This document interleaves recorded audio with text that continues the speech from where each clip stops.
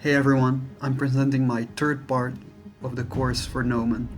While the first part was about story beats and getting people excited for the project to be greenlit for the investors and stakeholders, the second part, when it's already greenlit and you go in the thumbnails and get the scene going, this third part is about taking those thumbnails and take it to a very finished animatic slash end product in itself.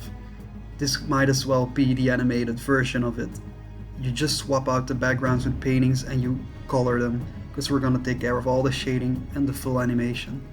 So we have a lot of drawing to do, and I hope to see you there. Cheers.